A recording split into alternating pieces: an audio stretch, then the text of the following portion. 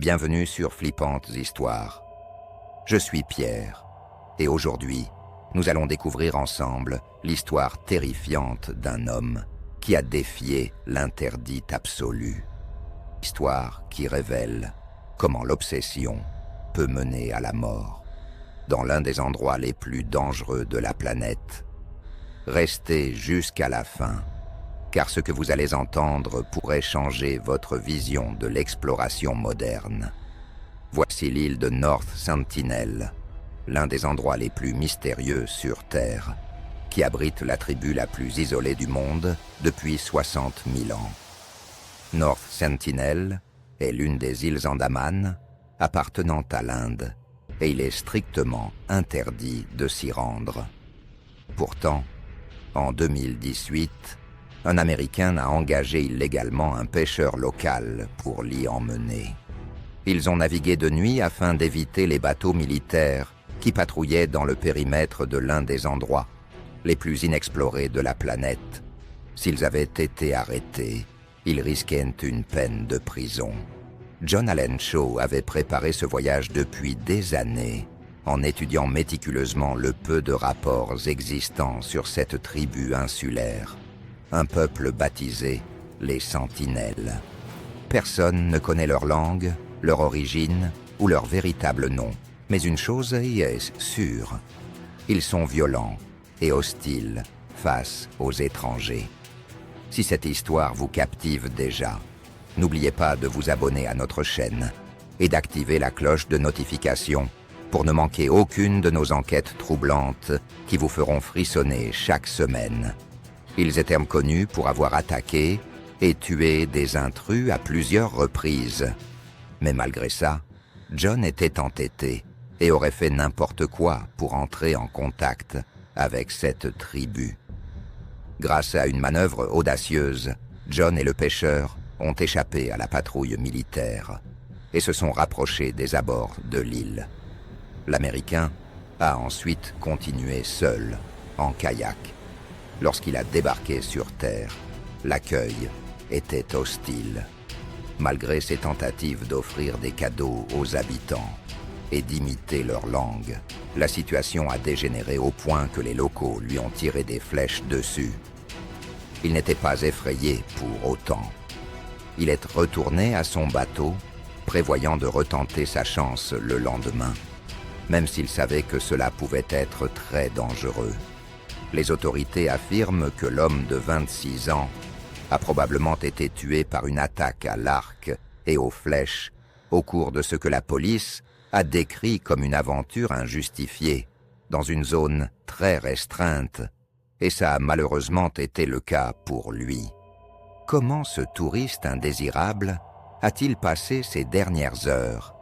Pourquoi était-il si obsédé par cette tribu? Et quelle est l'erreur qui lui a coûté la vie? North Sentinel couvre une superficie d'un peu moins de 60 km². C'est à peine plus grand que l'île de Manhattan. Du fait de sa petite taille, elle était peu attrayante pour les colonisateurs européens, contrairement au reste des îles Andaman.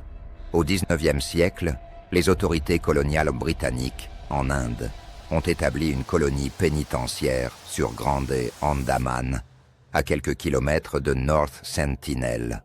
Les indigènes ont alors immédiatement commencé à mourir de maladies contre lesquelles ils n'étaient pas immunisés.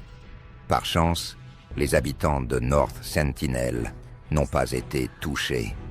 On sait très peu de choses sur eux, mais en raison de leur peau foncée et de leur petite taille, il est possible qu'ils soient arrivés sur l'île lors des premières migrations africaines, il y a environ 60 000 ans, et qu'à cause de leur isolement, ils continuent à vivre dans des conditions très primitives. On pense qu'ils survivent en chassant le sanglier et en pêchant à l'arc, mais certains récits extraordinaires les accusent de cannibalisme. Au XIIIe siècle, le célèbre explorateur vénitien Marco Polo les a décrits comme un peuple violent et cruel qui mange tous ceux qui l'attrapent. Et si leur cannibalisme n'a jamais été prouvé, ils n'en sont pas moins habitués à tuer. En 2006, 2 pêcheurs soupçonnés de braconnage dans les eaux protégées entourant North Sentinel se sont échoués sur l'île. Un autre marin a vu les sentinelles tuer ces 2 naufragés à l'aide de haches artisanales, puis les enterrer sur la plage. Toutes les tentatives pour récupérer les corps se sont heurtées à la violence des Iliens. Ils ont donc été laissés sur place. Ce territoire est protégé par la loi sur les tribus aborigènes de 1956. Elle interdit à quiconque de pénétrer sur l'île ou de s'en approcher à moins de 10 km, protégeant ainsi les sentinelles des maladies modernes et évitant également aux potentiels visiteurs d'être attaqués. Même s'il avait connaissance de cette loi, John a planifié son voyage pendant près de 10 ans. Il espérait que ce périple aboutirait sur la traduction de la Bible en langue sentinelle. Cet Américain était un missionnaire chrétien, dévoué et déterminé à apporter la parole de Jésus à tous ceux dans le monde qui ne l'avaient pas encore entendu. Mais pourquoi était-il si obsédé par les sentinelles? Selon une enquête du New York Times, il aurait appris leur existence au lycée en consultant le Joshua Project, un site web évangéliste où les Iliens sont présentés comme le peuple le plus inatteignable de la planète, un défi de taille pour un jeune missionnaire enthousiaste.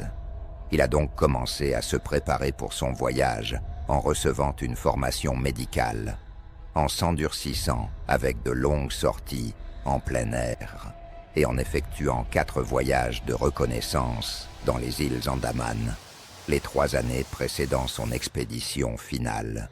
C'est le 14 novembre 2018 qu'il a finalement soudoyé un pêcheur discret pour l'emmener clandestinement sur l'île. Ils sont arrivés le lendemain, mais il n'a pas pu établir de contact.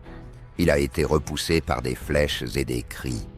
Il semble que la leçon à tirer ici est que si une tribu isolée tire des flèches dans votre direction, vous devriez la laisser tranquille.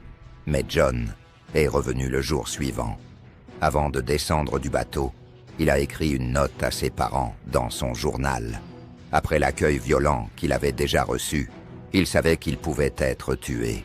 Il y demandait donc à sa famille de ne pas être en colère contre les sentinelles. Son journal ne relate pas son expérience du 16 novembre. Mais dans la nuit du 17 novembre, lorsque le pêcheur est revenu pour observer ce qu'il se passait, il a vu les insulaires traîner le cadavre du jeune Américain sur la plage.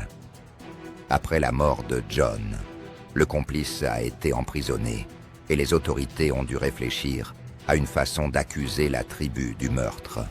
Mais jusqu'à présent, personne n'a été inculpé et le corps du missionnaire n'a pas été retrouvé. Poussé par sa foi, John Allen Chau a enfreint les lois locales tout en ignorant le désir des sentinelles de rester isolés. Il a aussi impliqué d'autres personnes dans son périple illégal. Malheureusement, il a également mis la tribu en danger, car elle n'est pas immunisée contre les maladies modernes dont nous sommes porteurs. North Sentinel est l'un des endroits les plus mystérieux au monde, mais ce n'est pas la seule île mortelle à éviter. Dites-nous en commentaire, pensez-vous que John Allen Chau était un héros incompris ou un imprudent qui a mis en danger une tribu entière? Votre avis nous intéresse énormément. Merci d'avoir suivi cette enquête troublante. À bientôt pour de nouvelles révélations qui défient l'entendement.